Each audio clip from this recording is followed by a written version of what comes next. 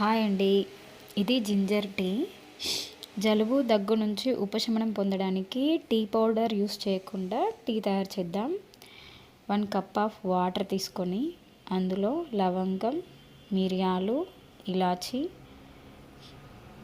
అవి కొద్దిగా క్వాంటిటీని బట్టి తీసుకుందామండి. ఒక 4 ఇలాచి తీసుకున్నాను, 3 లవంగం అండ్ ఒక 5-6 మిరియాలు తీసుకొని మరియు బెల్లం, కొద్దిగా బెల్లం, ఇవి తులసి ఆకులు అండి, తులసి ఆకులు, అల్లం ముక్కలు మరియు బెల్లం.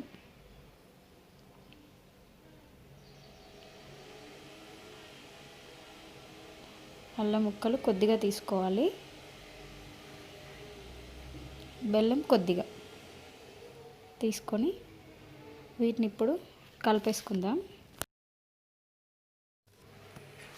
ఇప్పుడు ఒక గిన్నె తీసుకొని అందులో అన్నీ వేసేసుకుందామండి. వాటర్ అండ్ అల్లం ముక్కలు, బెల్లం, మిరియాలు. Cup water వేసేస్తున్నానండి. వాటర్, అందులో అల్లం ముక్కలు వేసేస్తున్నాను. అల్లము, తులసి ఆకులు, ఈ మిరియాలు, లవంగం, ఇలాచి ఇవి ఉన్నాయి కదండి 3, ఇవి కూడా వేసేస్తున్నాను.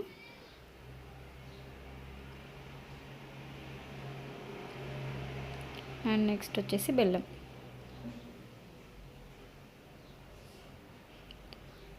ఇవన్నీ వేసేసుకొని ఇలాగా ఈ మిక్స్ ఉంది కదండి, ఈ మిక్స్ని స్టవ్ మీద పెట్టుకొని ఒక 5 మినిట్స్ పాటు మరిగించుకుందాం. 5 నిమిషాలు సరిపోతుందండి, ఎక్కువగా మరిగించొద్దు.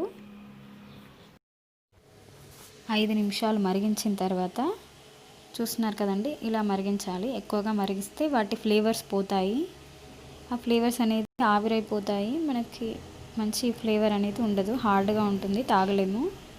5 మినిట్స్ పాటు మరిగించుకొని వాటిలోని ఫ్లేవర్స్ వాటర్లోకి దిగే వరకు ఒక 5 మినిట్స్ సరిపోతుంది. మరిగించిన టీని ఇలా తయారవుతుంది. దీన్ని వడబోసుకుందామండి. చూసారు కదండి, ఇది మరిగించుకొని గోరువెచ్చగా ఉన్నప్పుడు తీసుకుంటే బాగుంటుంది. ఇది వడబోసాను నేను.